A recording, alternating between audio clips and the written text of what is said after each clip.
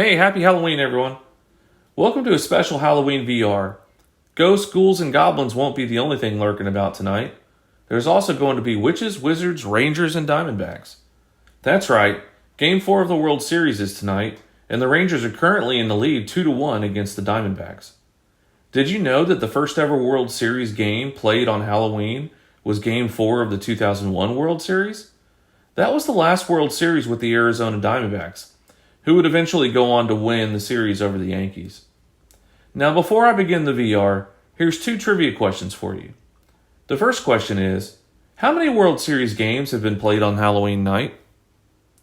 And the second question is, in Game 4 of the 1971 World Series, the Pittsburgh Pirates were matched against the Baltimore Orioles. What was the significance of Game 4? Okay, now onto the VR. Today, I want to identify a change to the game of baseball that greatly impacted the game, the fans, and the hobby of card collecting. My friend Shane from Shoebox Legends started a one-card challenge a few months ago.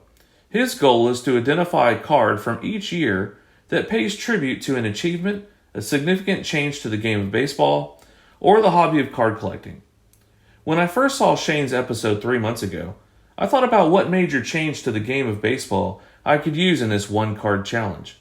For the last year or so, I've been primarily focused on the 1930s while I've been collecting my Diamond Stars set. I started thinking about what changes to the game occurred during the 1930s. It was at this time that it hit me. The first game in Major League Baseball that was played at night was in 1935. The idea of baseball games being played at night had been discussed in certain circles since the invention of the incandescent light bulb. The first game ever to be played at night happened on September 2nd, 1880, when 2 department store teams pioneered the concept in Hull, Massachusetts. Between the late 1800s and the 1930s, night games were only played in the minor leagues and the Negro Leagues, and none of the stadiums had permanent lights.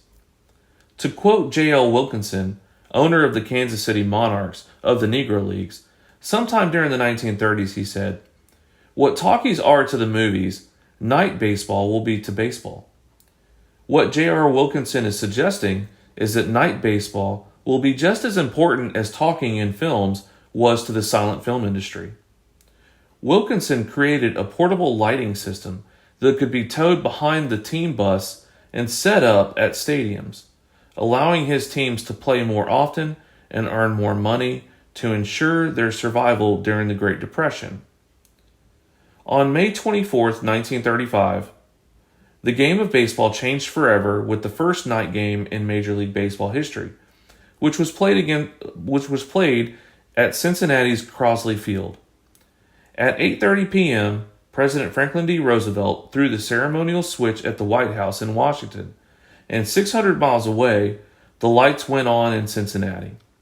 It was a tightly played, exciting pitcher's duel held before a crowd of over 20,000, the third largest crowd of the season for the financially struggling Reds.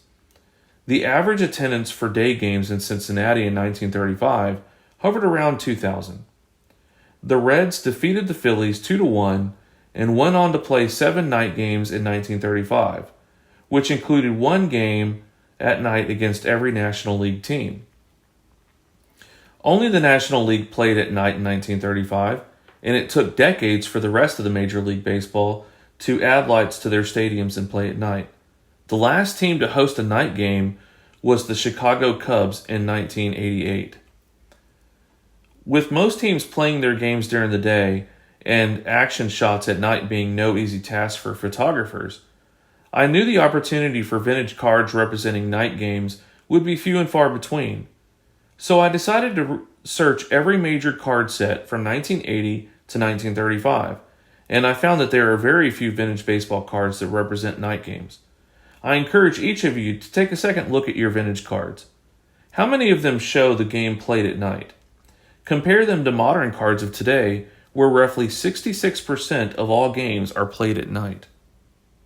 So here are the cards that I found from 1980 to the one card that I feel represents this historic change to the game of baseball that happened in 1935. So the first card that I found that represents night games going backwards from 1980, was in 1955. And that happens to be in the 1955 Topps doubleheader set. Now, this card that I selected from that set is of Ed Lopat.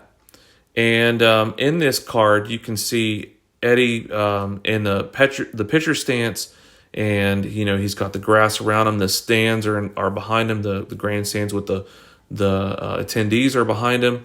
But more importantly, the sky is blackened out, and then you see the lights on.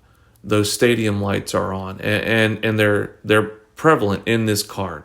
Okay, so there are multiple cards in the doubleheader set that have players at night, but I chose this one. I believe there's only about 5 cards in the set that have players, shown at night. So the second card that I found, going backwards, is this 1953 Topps card of Dick Brodowski. And this is a Boston player, and in the background you can see there's lights on the stadium and the night is dark. And this is the only card in the set that portrays a player at night. And then the third card that I found was this 1950 Bowman card of Marino Pieretti. And Marino Pieretti is a pitcher for the Indians.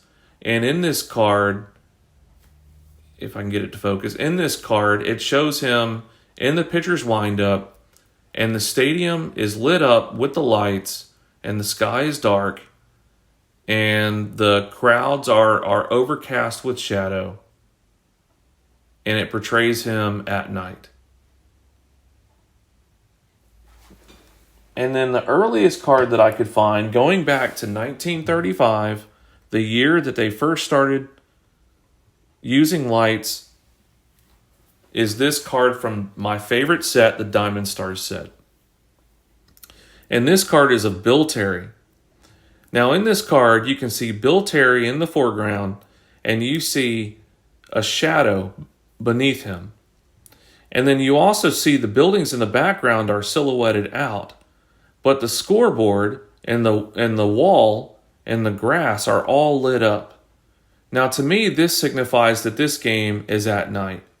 Another important factor is that Bill Terry of the Giants was in the National League, and only the National League played at night in 1935. And so I believe that this card fully represents the one card challenge for 1935, with Bill Terry being shown playing ball at night. And now, let's go back to those trivia questions. So, to answer the first question, which was how many World Series games have been played on Halloween, the answer to that is 6. And this year, 2023, will be the 7th game.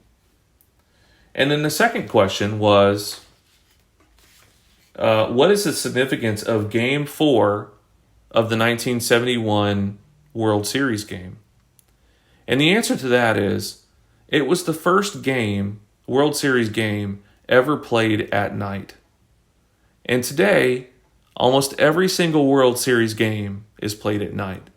And like I said before, 66%, and I would say closer to 70% of all baseball games nowadays are played at night. And so this, I believe, was one of the biggest significant changes to the game that we've seen to date. Anyway, I hope you've enjoyed this one card challenge for my buddy Shane over at Shoebox Legends. And I hope everyone has a great and wonderful, safe Halloween night. And if you're going to watch the World Series, I hope your team wins the game tonight.